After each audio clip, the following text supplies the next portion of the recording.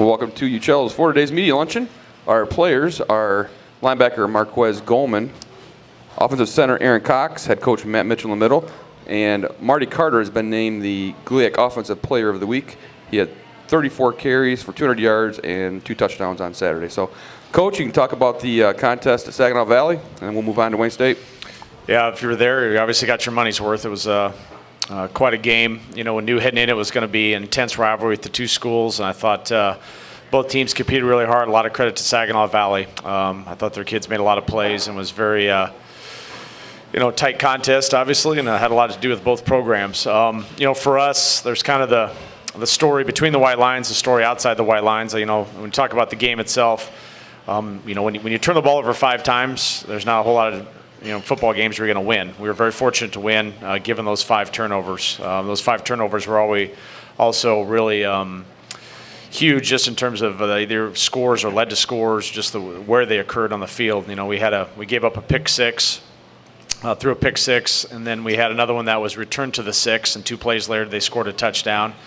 One of our turnovers were on the 1-yard line going in for a score, and we turned the ball over. Another one, we get intercepted, they run back, and on, I think, 2 plays later, they score a touchdown. So gave up a lot of scores, but the one where we didn't was obviously huge. We threw an interception. The guy ran back. I thought Martavius did a great job getting the guy down the 1-yard line. We got 2 stuffs on the first and second down, then Dante Carey gets a huge interception to follow that one up. And obviously in a game like that, every play matters. But we didn't we can't turn the ball over 5 times. We'd gone 2 straight games without turnovers, then we turned the ball over 5 times. And again, I think there's probably, when you see 4 interceptions, there's some tendency to put those all on Bart. Certainly he threw it, and there was a factor in it, but there were some other things that occurred around him that made it kind of an offensive statistic more than just a Bart Williams statistic. We busted a protection one time, which put a guy clean in his face. He probably should have taken the sack and eat it, but he threw it.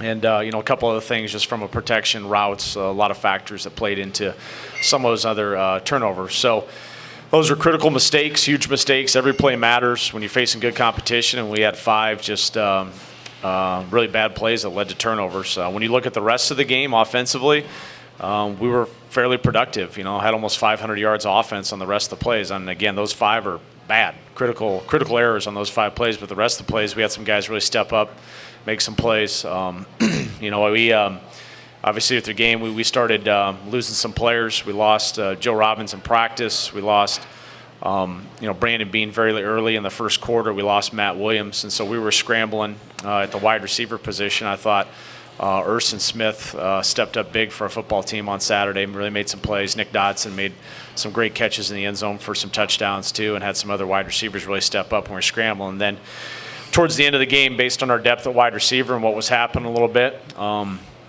we kind of put it on our best players that were remaining and that were healthy to go out and win the game. Offensive line, 2 tight ends, and our 2 tailbacks. And at the start of the last drive, I don't know that it was our intent to run it 16 straight times, but it was working, and we were wearing them down, and we kept calling runs. And that was big. That was a big-time drive to really obviously put that score on the board. And then we didn't hold on defensively, but our offense came back and in both overtimes ran the ball every single play and got the plays we needed. So for the one position group that was the biggest question mark heading into the season, that was a huge performance to come through in week 10 like that. And we had a freshman, a left guard. We got 2 sophomore tackles, a junior right guard. And obviously, Aaron Cox is our lone senior. That's a younger crew. Pete Sender, our one tight end, is a sophomore. Nick Kaiser's a junior. There's a lot of guys that aren't seniors up front on those front 7. They made a lot of plays. It was messy at times, but proud of our offense coming through, especially run the ball. We need it. Defensively, a lot of missed opportunities. I look back, we're 21-7, and we hold them to 3rd down, and we get a really crucial roughing the passer penalty, which extends the drive. Had an opportunity there. And then our 2 worst possessions were at the end of both halves. At the end of the first half, we got a chance to go up 2 scores, at the very minimum, kick the field goal, and take 7-point lead into halftime. We fumble it, and then we let them go right down the field and give up the football, and it's 21-20. And then when we score, I think there's a minute, some change left on the clock. They've got 1 timeout, maybe 2 timeouts. And, I thought, well, let's go Grand Valley Championship defense, step up and win this game. And we didn't. We gave up some run plays. Gave up some passes, and they scored with less than 10 seconds to go. But our defense, again, we need them the most to start that second overtime after having given up a couple drives in the first overtime drive. We do a good job stuff and run on third down. Saginaw goes to attempt the field goal. Their holder wasn't out there. They called the timeout, and it was the right decision by Jim Collins. They went for it on fourth down based on the fact that they weren't really stopping us, and we came through and got a huge stop on fourth down. So the last defensive play was the most important defensive play, and we made that play. But a game, when you look at the game between the white lines, like all three phases, there's some bright spots and some guys made some plays, and then there's some things that we didn't do very well. It was an ugly win, but we won. And then, I think that speaks to the stuff kind of outside the white lines. We've got incredible team chemistry. I think that some of that was on full display for us in our locker room on Friday. Urson Smith's mother had passed away. He did not play in the Findlay contest, and his mother's funeral was down in Indiana on Friday, and we had a large contingency of our team, loaded up a bus, and coaches and players, and we headed down there, and we supported Erston on Friday, and took time out of our travel day to head to Indiana and get that done, and that was emotional for him, and I think it was emotional for a lot of the players and coaches that were on that trip too, to be there to support him. And so little things like that, and the group of people that we have in our locker room, I think that showed up on Saturday. We were obviously not playing great. We were up against it, but we stuck together. We showed a lot of perseverance, a lot of team chemistry. We talk a lot about grit in our program. We had a lot of adversity. We had adversity with a death within our family. We had adversity with some key injuries on Saturday. A lot of things were kind of working against us, but we kept hanging in there and kept fighting. And so I'm proud of the group of people that they captured the outright GLIAC championship. There's also obviously some frustrations at times with the way that we played. But given the two things, I know we can get back to work here and clean up some of the mistakes we made and play better moving forward. You can't overnight change the culture of a program, and I think that that's probably the thing that was most evident in the locker room after the game was the culture that we have and the type of people that we have in that locker room, and we can get back to work and get better at some of the stuff we need to get better at from a football perspective. So sets up a huge game coming up here at Wayne State. This is a really big contest. It might be some people would look at it. You've already won the GLIAC championship and probably in pretty good position to get into the playoffs regardless. But this is big. I think first of all, this is a group of players that wants to win. Go undefeated in the regular season. I mean, look back at the history of Grand Valley. We've had some really good football teams here, but there's you can probably count on. There's been 6 sided. I got to go back and look at myself. There hasn't been a whole lot of teams that have finished the regular season undefeated. That's hard to do. That is extremely hard to do. I don't care what everybody says. There's a lot of parity within the GLIAC. And there's been some teams in our conference that have done it the past couple of years. It's not easy. So I think that's something that our team wants to accomplish, and it has massive implications for the postseason. By going 11-0, we can guarantee ourselves the number 1 seed in the region. Which with that will bring a bye with the health of our football team. That would be an advantage. The bye would be, and then we would host at home. If you look at our scores and how we've played on the road relative to home, I think home field advantage would be huge. And then don't want to look too far ahead, but with the reseeding of the regional champions, there's some implications with that. So this is a huge contest for us at Grand Valley. I'm sure it's obviously a huge contest for Wayne State too, given where they're at. So very unique game, the biggest byline on the whole thing. We're looking at the number 2 and the number 3 rushers in the nation facing up against each other. Romello Brown is having a great year. He's leading our conference just by 16 yards in terms of rushing, and Martavius Carter's having an excellent season too. And so they're the number 1 and number 2 rushers in the GLIAC, and they're the number 2 and number 3 rushers nationally heading into this contest. So pretty clear to see what Wayne wants to do. Their ball control offense. Romello is a big back. He's a powerful back. He's a very physical back. And they want to try to stay on schedule. If there's one thing that they want to try to avoid, it's third downs, and specifically third and longs when you take a look at their statistics. And, they've always had a very active defense, a defense that likes to pressure and get after you. So we're going to have to manage some of those things. They've been excellent at home. They're undefeated at home. Their 3 losses have all been on the road, and their 3 losses have been to really good football teams. They had earlier in the year, they went to Ashland, had a really close contest, and I think they had a lead at one point, let that get away from them. And then the last 2 weeks, they've been at Ferris State, had Ohio Dominican, and Ohio Dominican is having a great year.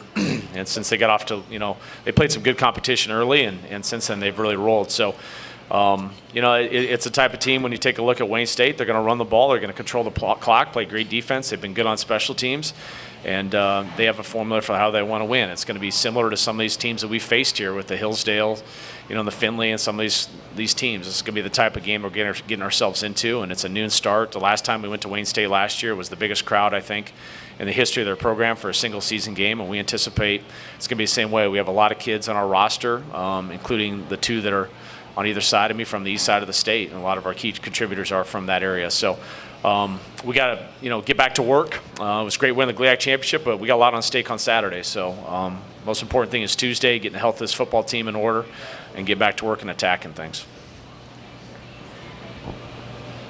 Not to belabor the health thing, but have you ever lost your 3 starting receivers and had a 4th one who didn't practice because his mother passed away? I mean, that all happened in one position group. That's amazing you overcame that. Yeah, I mean, it was obviously we were scrambling. I think you have contingency plans when, maybe a guy or two goes down. I'm not sure you have a contingency plan. We had what ended up happening on that game. There was a lot of implications with some of those injuries. It's your personnel groupings and who you're putting on the field. They had an implication on special teams, and that was really big. Christian Lumpkin lost him on the kick returns, but losing Matt Williams played a big role. Lost our punt returner and our holder too. Now obviously we rep up Nick Dotson in practice, but there's a reason Matt's our top holder. And I would, Greg, I would be lying to you if I was holding my breath a couple times. I mean, every extra point was critical, in that game right there, and putting that team out on the field. And I thought Joel Skipper, I probably should mention, had a great day. I mean, every single kick with the wind, against the wind, besides one was a touchback, and there's a lot of kickoffs because of scoring. And then just with a new holder, kept coming through when they were bringing pressure and making all of his extra points. Didn't really have a field goal attempt, but we were ready to have a field goal attempt, and Joel was extremely confident. But, yeah, a lot of shuffling that had to occur, and a lot of guys that hadn't played a lot got a lot of reps. John Mark Anderson, got in there. We obviously leaned on Nick Dotson and Erston Smith, as you mentioned. Erston hadn't played the previous week and hadn't practiced a whole lot. Big game for him. And then, I had some other guys like Austin Parity got in there. And ultimately, too, we ran more 2 tight end sets down the stretch because of the depth there and some more experienced players. So it was a good job by our staff adjusting. We had to do a lot of adjustments on special teams depth chart, a lot of adjustments with personnel on the sidelines. And, again, I think our kids handle that extremely well. Our coaches put them in position to do that, too. Aaron, the offense ended the game on close to 30 running plays, and the game goes to double overtime, but it looked like you guys were still getting a good push on the defensive front, and Marty was still able to find some holes, and Terrell. Just how are you guys feeling towards the latter stages of that game, and how do you prepare for something like that? Honestly, we practice all year for that. It starts with our conditioning during the winter, and also with Coach getting in with us this summer. I truly believe that helped us when it came down to the fourth quarter, overtime and double overtime. And I kept telling our guys we're getting our second wind. Usually you get your second wind at halftime. We got our second wind. When it started coming down to us, we had to make some plays. And I'm extremely proud of our guys for stepping up, because I think we answered a lot of questions on whether or not are we the weak point or are we getting to the point where we need to be in the season. So, Marquez, can you talk about your pick 6, what happened there, and how that was just the kind of game where every play mattered, wasn't it?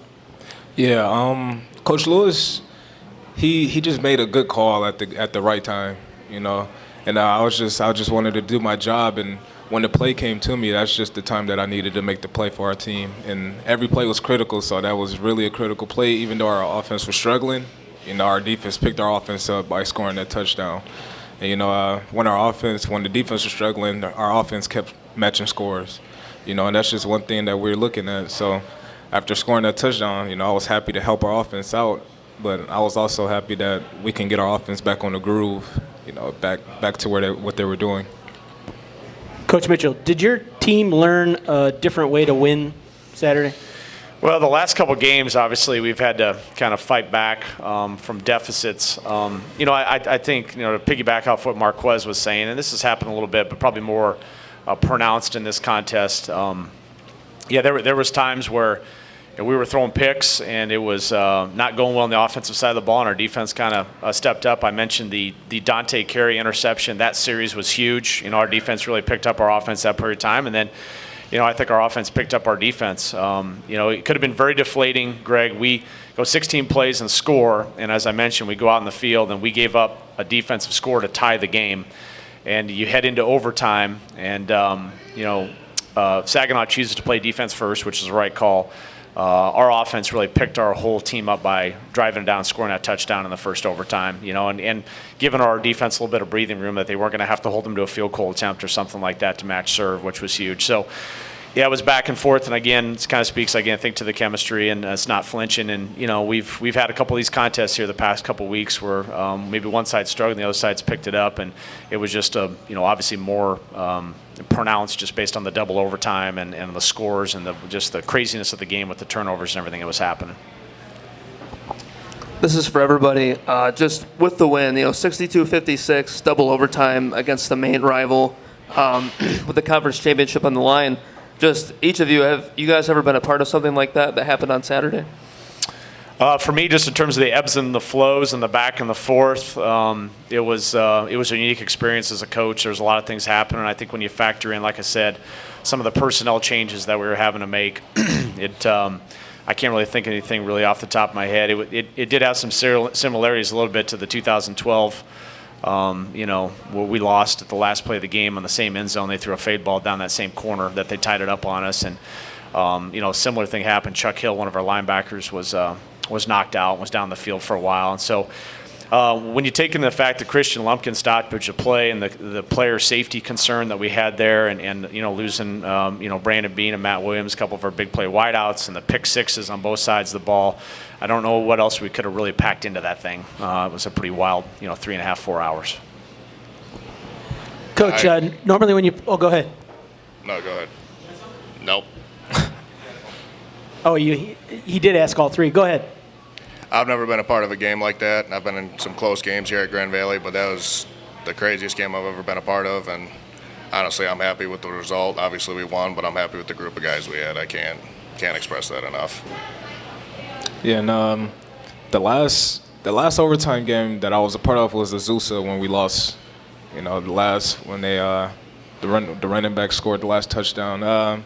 But as far as the double overtime going back and forth, I've never been a part of that. That was probably one. It was exciting, but it was nerve-wracking, because you never knew what was about to happen. We needed a stop, and the offense needed to score, but you just never know. Okay, Coach, just one last Wayne State question. They're the one team always on your schedule that seems to match you speed-wise. Is that the case again this year from what you've seen on tape? Yeah, and I should have mentioned that too. This is another rivalry game from the fact we had the Wooden Shoes Trophy. So we've had a few of these obviously this season. This is another one.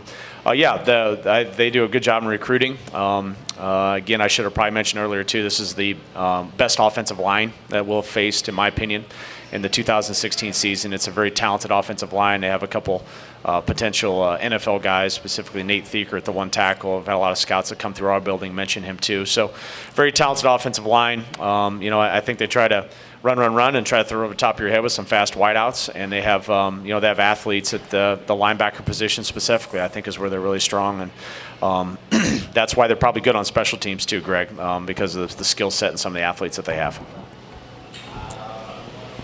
Hey, Mitch, one more question on Wayne State. They were a one-loss team 9 days ago. Obviously, as you mentioned earlier, they played two really tough opponents, both on the road. Anything else that you've seen that you noticed that all of a sudden is decidedly different, or that Ferris or Dominican were able to exploit that maybe other teams hadn't figured out in the first 7 weeks of the season? Yeah, I think one other factor, too, was and again, I don't know if it would be back for our game, but the past couple of games, Demetrius Stinson has not played. And they kind of, they were able to balance out the physical running of Romello Brown with Stinson was maybe of a slasher. And he hasn't, I don't know why, he hasn't played the last two games. And so we'll know in pregame warm-up if he's out there or not. But I think that's affected him a little bit too. They've really had to probably, instead of being a two-tailback system, it's gone down to a one-tailback system. And that's hard. I give Romello a ton of credit. He's been carrying the load. And then they're just the way they're kind of built, Tony. They have a harder time because of the ground and pound and what they do. Just coming back from 2-score deficit becomes a little bit more difficult for them. And when you look at them from a statistical standpoint, third downs they have to avoid them because they haven't converted third downs at the rate maybe some other teams in our conference when you start looking at the conference standings. That will conclude today's media luncheon. Again, the game's at noon at Wayne State, and that game will be televised on Xfinity Channel 900 by Wayne State. Thanks.